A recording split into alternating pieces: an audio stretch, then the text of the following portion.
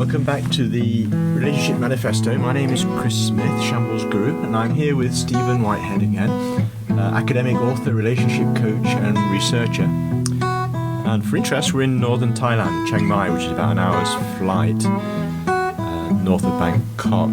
And I want to share this. At the moment, outside the window, it's midday now, and outside it's a beautiful sunny day. The sky's blue.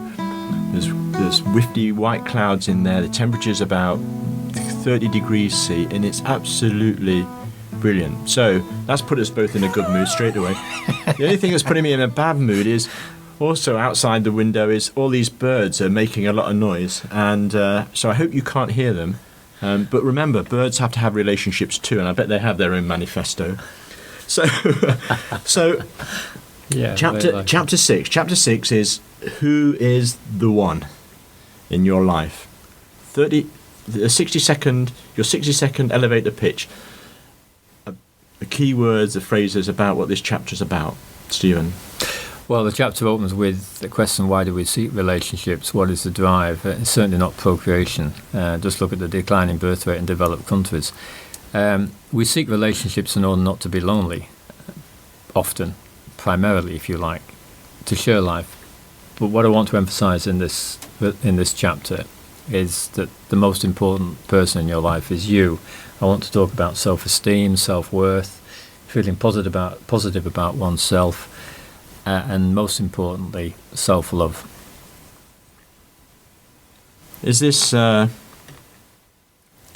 the chapter actually split it out into? Was that 3 sections you just said? Self-esteem, self-worth and self-love. Generally feeling positive about yourself. No, the chapter's not structured like that. This is a theme through the particular chapter. I start off by talking about one of the great phenomena of the modern age, and that is the decline in marriage and the evidence to show that when middle-class women get educated and assume a professional identity, start a career, the later they put back having children. Indeed, many decide not to have any at all, and many decide not to get married. So what also about men? Why are men in a relationship? Decades ago, it might have been because only by being married could a man have regular sex, other than having to pay for it. I mean, not anymore. Most men today can get regular sex with little difficulty, even if certainly those men that know even a little about modern women. Now, one of the key elements here is in a drive of a relationship is this avoidance of being lonely, being on our own. It's a killer feeling, but it can't be assuaged by casual sex. We're actually seeking out an emotional connection with someone else. We're looking for that eternal soulmate, someone to share a life with. However, my advice in this chapter is never to go into a relationship because you feel lonely. You can feel lonely in a relationship if the relationship's not working. The point is that loneliness comes from not being comfortable with who you are. And if you're not comfortable with yourself, then you're not going to be able to deal with the discomforts that come from being in a relationship with someone else. You have to solve your own problem of self-love, importantly, here. So you have to know yourself and love yourself. That's the starting point for any long-term relationship. So the answer to the question, who is the one, is that you are. You're the one in the relationship. Ultimately, there's no one else. There is no other person out there who can replace you or can give you love if you don't first love and value yourself. So the starting point for love is you love yourself. Don't try and project your own lack of self-esteem, lack of self-love onto someone else. Don't expect them to fulfill it. If you love yourself, you can give love to someone else. Imagine love as a bank. You've got lots of love in yourself, you can give it to someone else. If you're empty of love in yourself, where are you going to find the love from to give to someone else? You can't. You're constantly expecting them to fill up your own deficit, your own bank account. It's not going to work like that. Some may say that's really a selfish approach. Yeah, well, I may say that. It's not. It's absolutely realistic, and it's critical to making sure that relationship works. You have to love yourself first. That's not about being totally selfish in every situation, and I think I've covered that in previous podcasts. It's about sharing. you share love. You want both parties to be comfortable in their own skin, comfortable with who they are and who they're becoming. That takes maturity, so it takes reflection, realization. But most important, you've got to love yourself, because when relationships start, feels great, but when relationships end, you're still on your own. You go on to the next one. It's you that goes into the next relationship. And we're moving into many relationships during the course of a lifetime now, for reasons that we've explored in other podcasts. Every time it's a new relationship, it's a new journey, it's exciting, it's also risky. Hold on to who you are, hold on to your own identity, hold on to your own self-love and self-worth. Absolutely critical. Self-love sounds a bit strong. How about, can I get away with have a high self-esteem? No, I think it's got to be more than that. I think you have to actually love yourself. You have to be. Imagine you have this your own emerging identity. If you don't love it, what does that signal in you?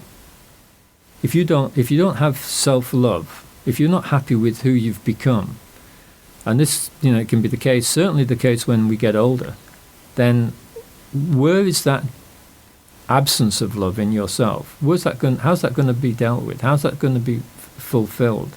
Can it come from someone else? No, because those sorts of relationships are not in balance. You're displacing onto the other person your own feelings of inadequacy. Am I playing with semantics when I think I feel very comfortable when I'm using words like self-esteem and self-worth and confidence? I feel very confident with those words. Self-love, I find a more difficult concept. That's because of your age, Chris. Oh, thank you so much. And I mean that. Should we edit this out? I don't think so. I mean that. By that I mean we were you and I, the same generation, were brought up in an era when self-love was. We talked about self-love. It's almost like we're talking about masturbation. It's about we love ourselves. It's not that. I'm talking about. You have to love yourself. You have to protect yourself. It's not selfish. It's selfish to a point, but it's not putting yourself first in every situation. But it's making sure that you like who you are, and I think you've got to go beyond like. You've got to love this person. You've got to protect them. You have to protect yourself in life. It might be that you'll make sacrifices. That's fine for other people, and that's fine. But if you make it in a relationship, if you make endless sacrifices for the other person with the expectation that they will love you more, I don't consider that to be healthy. If you love yourself, you can love another. Loving another person, another individual, starts with you loving yourself. You see so much anger, so much conflict in relationships, which comes about because one party certainly does not love themselves. One party is carrying so much baggage or anxiety or even hate, and it will transfer itself into the relationship. It gets deposited on the other person. Our own feelings of inadequacy, low self-esteem, we're looking for the other person to deal with it, to make us feel better, to give us the confidence, the self-worth that's otherwise not there. It's just asking too much. For sure, relationships can provide us with confidence, self-esteem, good feelings about ourselves. They're important for doing that, and that's the great reason for going in a relationship. But feel good about yourself to the point you actually love yourself and you're going to protect yourself. We're in a world where we're not having one relationship through a lifetime. We're in a world where reality is many relationships in and out, and every one of them is an up and down on the roller coaster of love. Yes. We experience hurt, we experience pain, we experience regret, we experience guilt. Well, all of that needs dealing with. All of that's got to be coped with. If you constantly blame yourself for it, if you constantly feel that you're at fault or that the rest of the world's at fault, that's not a way of coping with the ups and downs of love, or with the ups and downs of an ongoing relationship. How do you respond to listening to a couple, and one says to the other, "Don't worry, I've got enough love for the both of us"? That worries me. In what way? It's a nice thing to say in one respect, but it suggests that one party has got a deficit. Implicit in that statement is that one party's not got enough love for both of them. If both parties can say that, then fine. Then your bank balance of love, if you like, is well topped up. But if only one person can say that and feel it, and the other can't say that and feel it, then it means that there's a drain somewhere. Someone's, spending the love and not putting any back in. I would like, for me, a relationship where both parties love themselves. They're good relationships. I look at a relationship where I look at both parties and they both love themselves, and individually they've got high self-esteem. They're comfortable with who they are. Those relationships strong. They remember what we said about the previous interview about the third person in this relationship. The third identity in the relationship is the relationship itself. If both of you love yourself, you're going to pile love into that relationship. You're going to strengthen it. Yes. It's more likely to overcome the trials and tribulations of life. If one person's doing the love giving, it's not enough. It's too much to expect.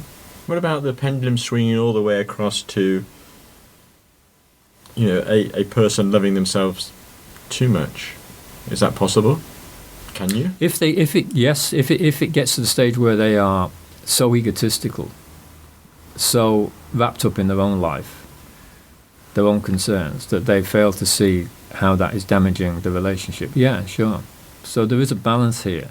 It's actual. I mean, this comes out in the practical suggestions that I'll go on to later about how to handle this. I'm not talking about loving oneself to the point that your ego becomes fit to burst. That's not healthy, and that's probably where you have the concern with this idea of self-love. It's like a big ego inflation. No, maybe. Yeah. I'm not suggesting that. It's how we interpret love again, and how we interpret identity. We're living for longer. We've got complicated life journeys, which are often fraught, certainly uncertain, often exciting, always challenging. To be in those situations, it's great to have a companion. It's great to have a soulmate. It's great to have a partner.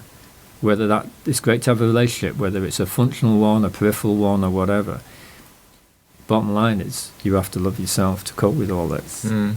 Be comfortable in who you are. How do you do that? Know yourself. Know yourself and reflect on it. Learn from the relationships that you've been in. Learn from your companionships, your friendships. And learn from pain.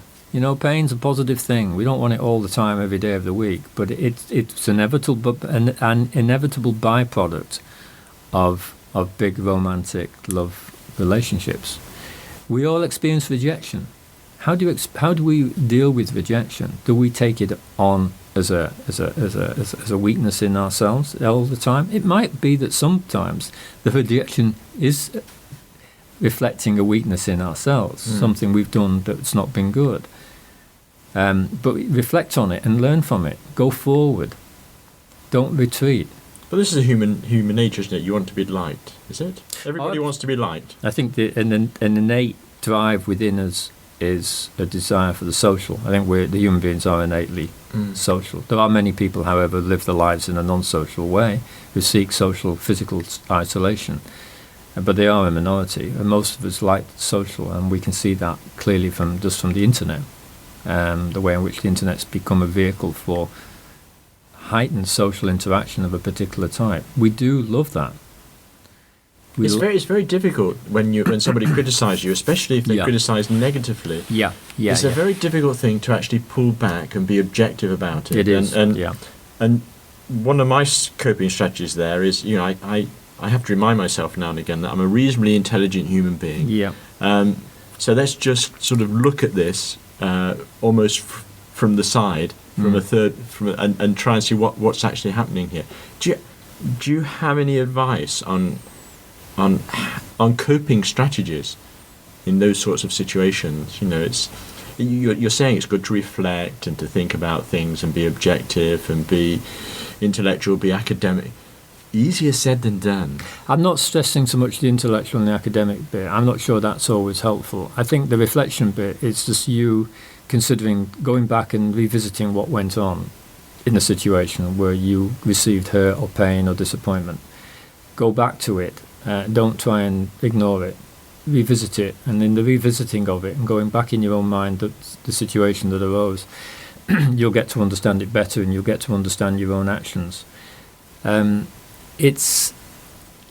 think reflexivity is absolutely key, and it's one of the things that, going back to organisations, the marriage counsellors like Relate and other organisations, the relationship coaching, try and instill in the person. I have to say that often the gender that's best at reflection and emotional work is the female one, not the male. The men historically, traditionally, have not been good at that. They've tended to avoid introspection, reflection. It's been seen as a weakness within their masculinity, and it's something we have to move away from. Men have to move away from. I said to you in a earlier podcast about the example of the woman who said to me, "Well, he brings me flowers every week, but what I want him to do is actually talk more." Yes, and that's an example of this inability of men often to not talk, to not communicate, to hide behind their work, the routine. Whatever it is that's obsessing them in their life, but whatever it is, it becomes a barrier between their communication with their partner. But isn't this society sort of moulding people a little bit? It's it's the expectation. Males work in this particular way and have male toys as kids.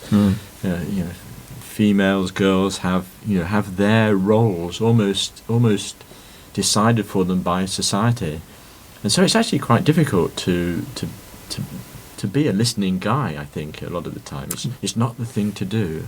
How do you feel about that? I feel that's. I think that traditionally that's been the case, but I think today's world, no.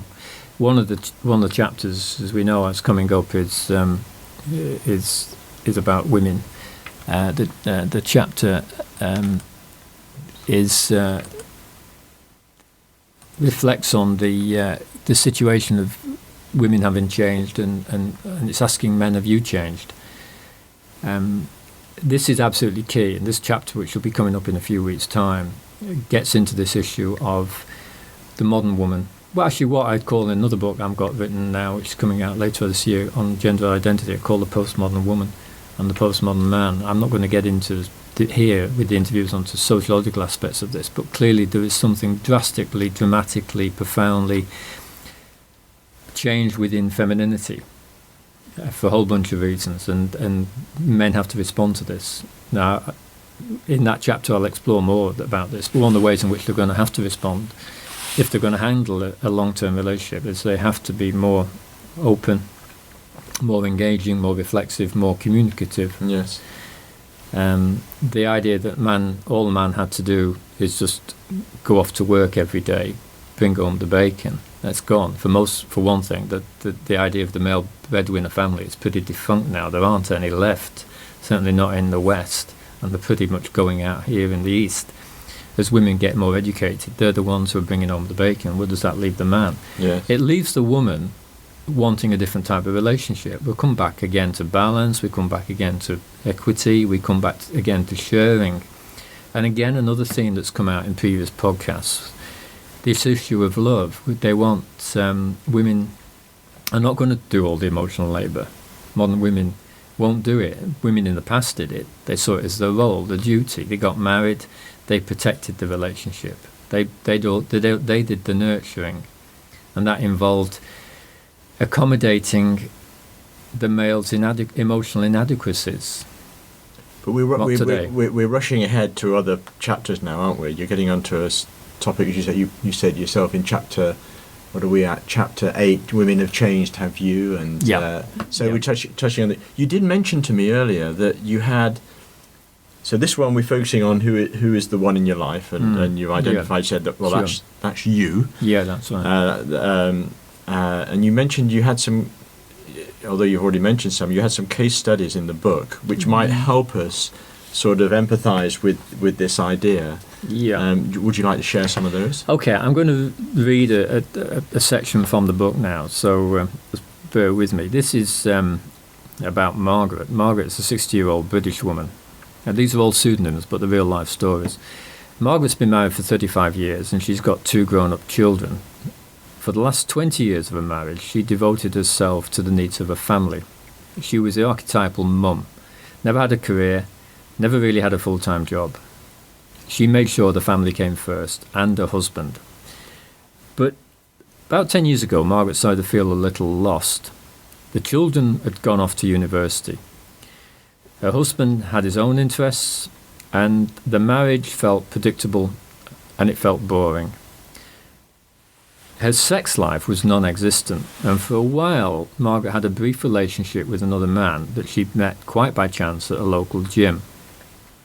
Now, this relationship, which was primarily sexual, went on for 4 years, and her husband never found out. She never told him. It was Margaret's secret. The affair was thrilling, romantic, sexual, and fulfilling, but it was never going to last, and Margaret knew this in her heart.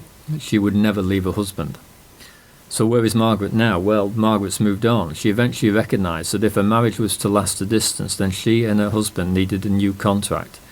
The old one, which got them through the early decades and raising a family, just was not right for this new age in their life journey.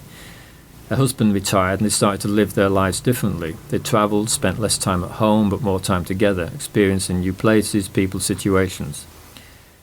They got to re-know each other again. You see, as I've said many times in the podcast, they both changed over the years but had failed to spot it. They were living in the past. Their relationship, however, was not. They needed to move into the present and to take the relationship with it. The point was, Margaret never wanted another man. She just wanted a full and interesting relationship with the one she had, with the man she loved. She had to be selfish. She had to make that move for herself in a way which many would see as simply being about being unfaithful, about cheating. But it was more than that. It wasn't simply about being unfaithful and cheating. It was about Margaret loving herself to the point that she was prepared to put her own needs first, not subsume them under her husband's identity. And that was an important moment. To do that, she had to love herself. And what we see in that example, in that vignette, is a woman who recognises that she has something missing in her life, in a relationship. She goes out and finds it. Now, in this instance, it's sex, but it could be, I've seen it often, being in universities, I've seen it often with women who want to go on and do a degree, for example, at age 40 or even 50. The husband may not understand or appreciate why, but it doesn't matter. He doesn't. As long as she knows why she has to do it, and she does it, then that's the starting point. We're not talking about mid-age crisis, are we? Here, is it this? It's too easy. You know, the mid-age. When is mid-age? You know, it's too easy to say that. I mean, it can link to changing patterns. You know, I'll give the example with Margaret. The children have gone off to university.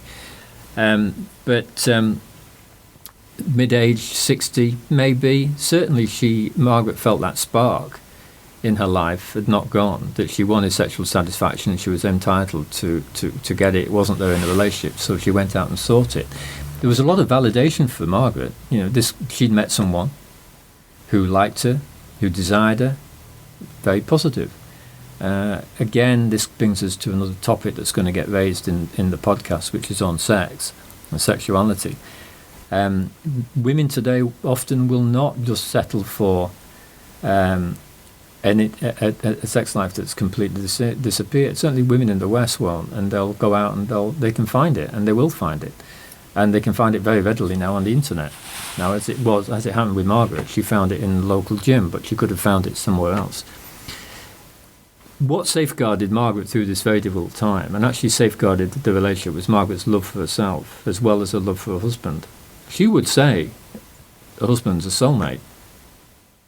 She doesn't want to lose the relationship, but there was a period, when she had to put her own feelings and her own needs first. And I've seen so many instances of that in relationships, particularly with women over 40.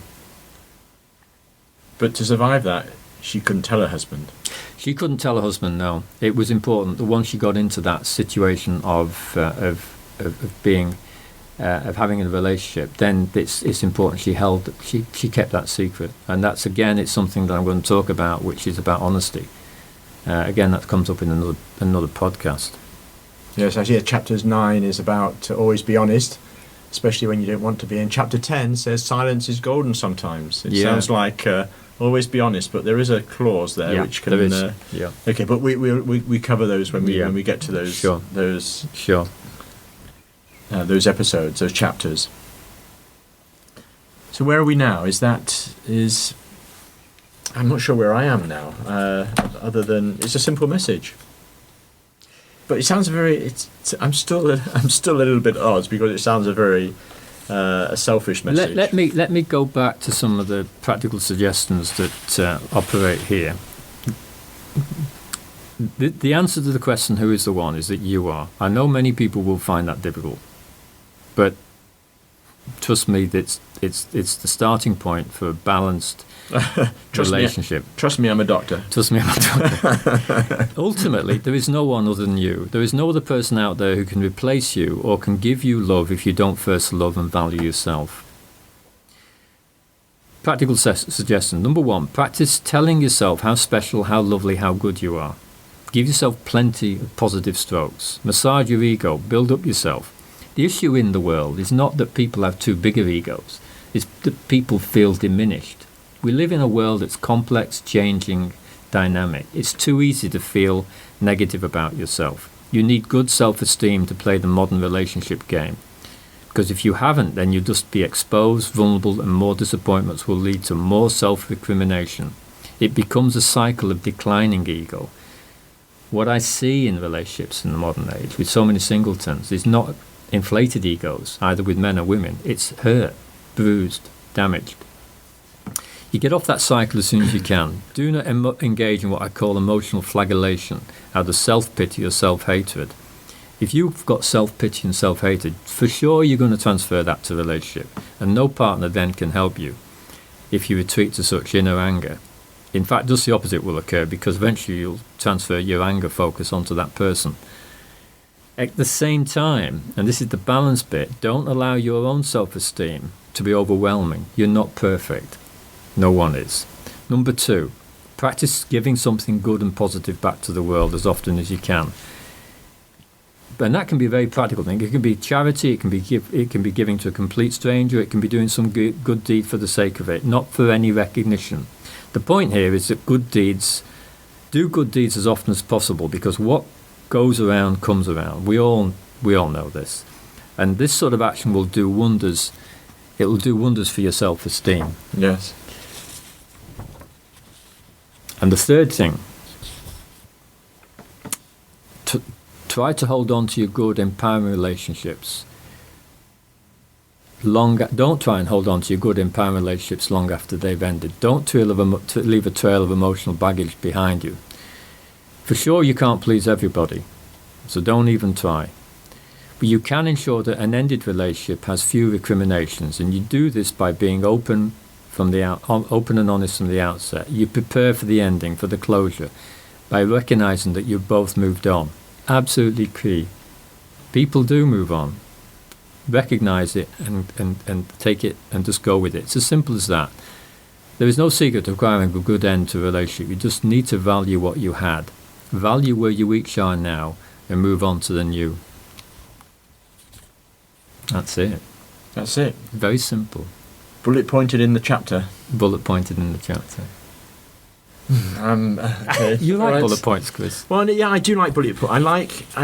I like to have a plan that I can almost touch and feel. You know, I like to have in my work. I have a personal learning network, which is very much quantified and visualized. I have a web page, and I spent a long time putting this together simply as a coping strategy for my lifestyle with all this information and all these things happening.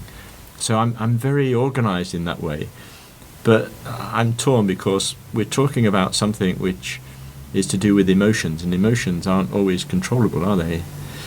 Emotions aren't controllable. And this is where many men come unstuck, because they live in a world that they like to control, that they like to button down, they like to compartmentalize, they like to be able to predict. Now we're into a question of masculinity, because men's behaviour, men's characteristics are often built around this illusion that they can have power and control over that which is around them. It's a big mistake. You cannot. Certainly not with emotions. In fact, I would argue you can't have power and control over very much other than in a very temporary situation. We live in a world where power is beyond us, but at the same time, how do we reconcile that with the desire for security, the desire for continuity, the desire for reassurance?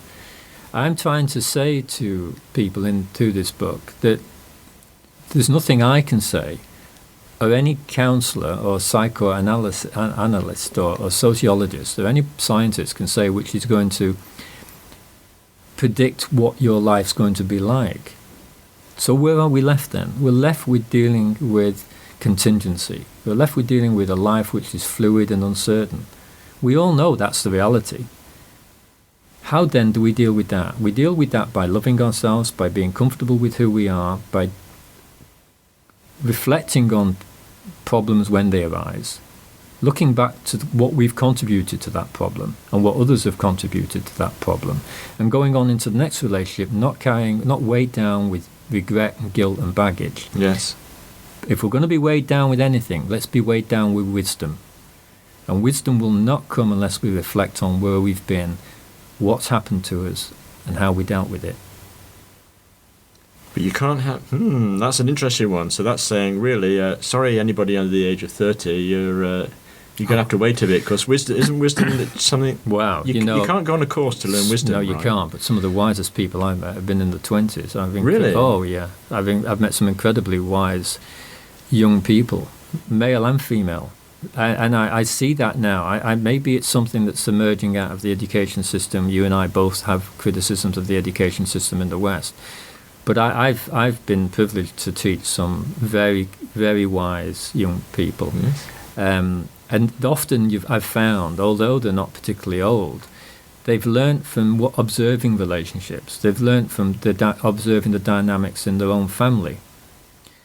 And you've got to remember that by the time a woman today, no matter pretty much wherever she's born, even in Thailand, which is a traditional country, where the average age for sex for the first time is 16 here in Thailand, 16 years old, and it's certainly that in the West, if not even a little younger. You're talking about male and female. Male and female. Yes. Yeah. So we've got a situation that by the time a 22-year-old comes along, they've been probably having regular sex with one or more partners for 10 years, but for 6 years.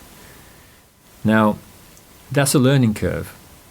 There's a lot of emotion goes in that, a lot of uncertainty, a lot of experimentation, a lot of finding out about who you are.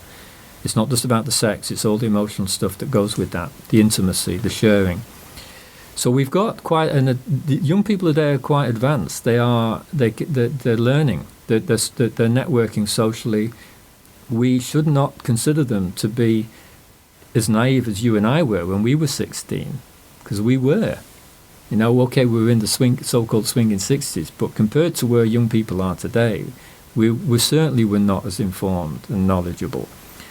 So I see a lot of clever young people about, and that makes me hopeful for the future. But yeah, wisdom can come from any generation, sure. That's interesting, because I've always, I have this thing that wisdom comes with age, but But I do know that I have enough wisdom at the moment to realise that we've come to the end of our 30 minutes. Yeah. We've gone over a little bit of the 30 minutes. And also the last that last bit of discussion you said leads on very nicely to Chapter 7. And Chapter 7 is, which will be the next podcast, is called What is Your Problem with Sex? Which we'll have next week. So a reminder to all the listeners, boys and girls, ladies and gents, that we're blogging this, and the podcast will also be embedded in the blog. And the blog address is Relationship Manifesto, with no spaces, .posterous, posterous.com, where we invite you to add your own comments at the end of each of the chapters. And actually this brings us exactly to halfway mark, because there are 12 chapters in the book, and we've just finished chapter 6. So we start, already it's gone very quickly. Absolutely. And it's really interesting. I'm hesitant. You can hear me hesitate. Listen, I'm going to stop. I'm going to stop. See you next week, everybody. Have fun.